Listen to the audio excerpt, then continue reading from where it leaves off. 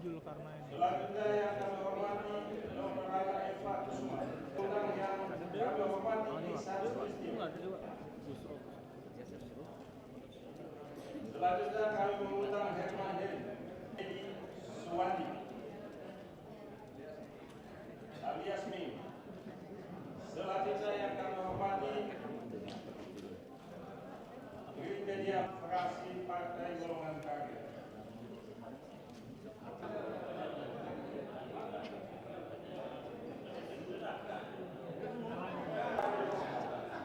Haji Nasrul Jabar.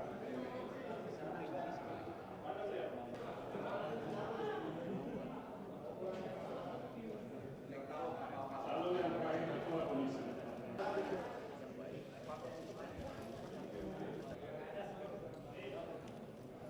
Apabila telah menggunakan 5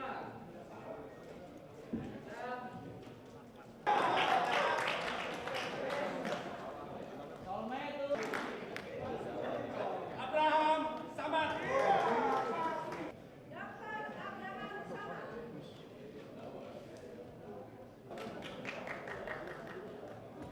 Yang memperoleh jumlah suara yang paling banyak adalah Dr. Abraham Samad SH.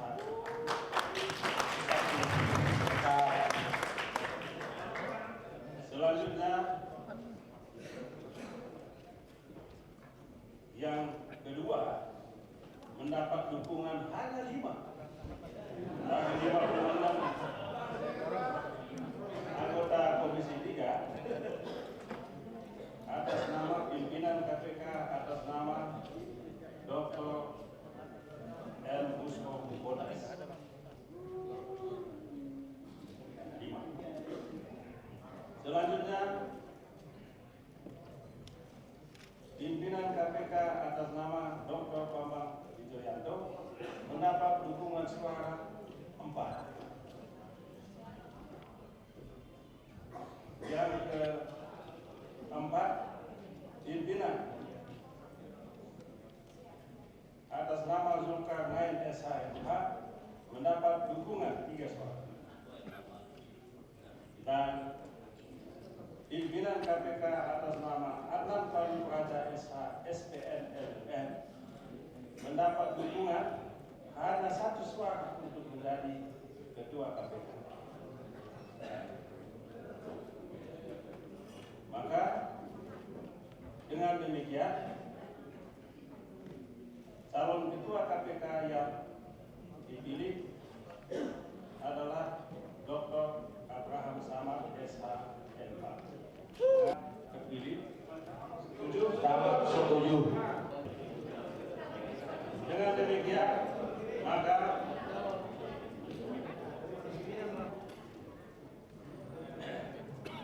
Ketua Busro Bodas yang semula jadi ketua diturunkan menjadi wakil ketua.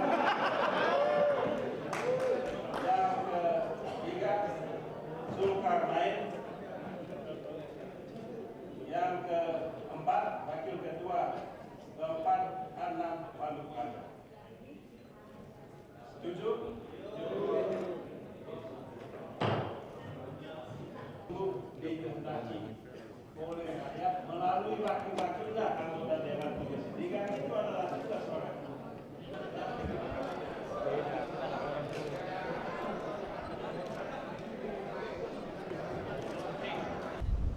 Ya, karena saya sudah menunjuk kuasa hukum, tentu selanjutnya proses selanjutnya biar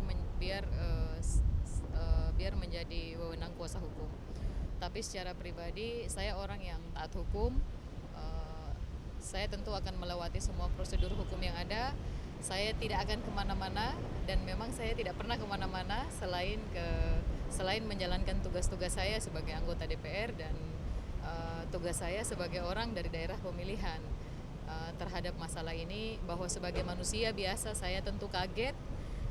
Saya tidak pernah diperiksa, tidak pernah ditanya untuk masalah apa, dan saya sekaligus mengklarifikasi bahwa ada pernyataan dari unsur KPK bahwa saya mangkir dari panggilan Itu tentu tidak benar karena saya belum memang pernah saya menerima surat panggilan, tetapi karena tidak ada pro justisianya, saya waktu itu juga menyampaikan bahwa kalau bisa ada pro justisianya, sehingga saya memenuhi panggilan itu sesuai dengan prosedur hukum, bahwa saya dipanggil terhadap kasus apa dan sebagai apa, kan harus jelas.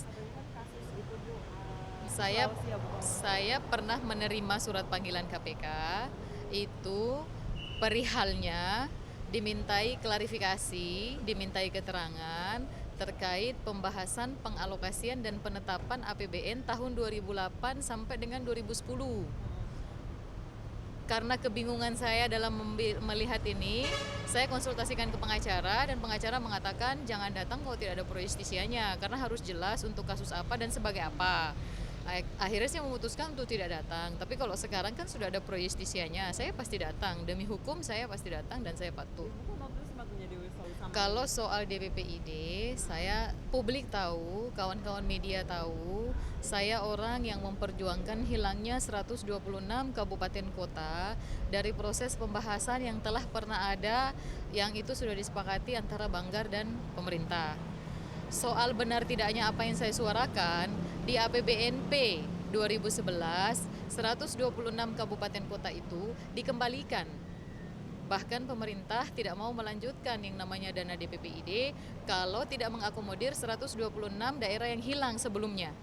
Artinya benar atau tidak apa yang saya sampaikan itu dijawab lewat APBN 2011.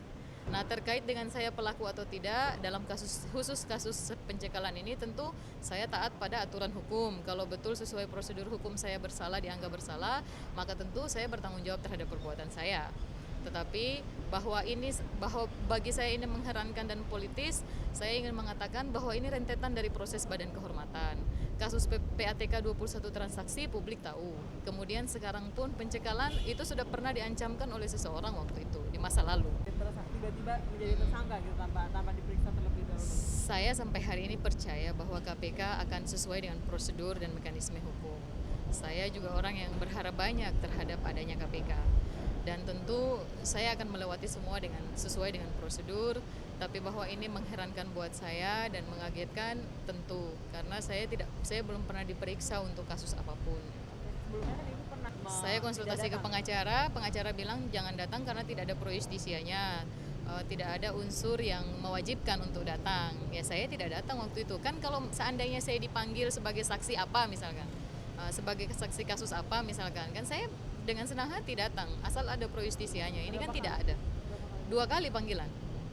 Hari ini surat panggilan pertama, besok surat panggilan kedua. Dalam 2 hari. Semuanya ada, surat-suratnya ada. Terus jadi dari jarak sampai ini jadi tersangka. Jadi saya menerima panggilan kurang lebih 1 bulan lalu, masuk masa sidang pertama, masuk masa sidang setelah reses kalau tidak salah. Saya terima surat hari ini. Kemudian saya terima surat lagi untuk besok, untuk hari ini dan untuk besok ada semua suratnya. Saya memilih tidak datang karena di surat pertama saya sudah konsultasikan kalau bisa ada pro justisianya, jelas status hukum saya sebagai apa dalam pemanggilan itu. Itu tidak jelas ya Bu? Tidak ada, suratnya ada. Dan kemudian besoknya saya dipanggil lagi dengan status yang sama, tidak jelas. Akhirnya saya memilih tidak datang sampai kemudian ditetapkan menjadi tersangka hari ini. Kira-kira kekecewaan apa yang mau Ibu sampaikan ke KPK gitu? Kejadian seperti ini? Tidaklah, saya percaya bahwa KPK akan bekerja profesional. Ini kan tersangka, belum tentu fakta hukum membuktikan saya bersalah.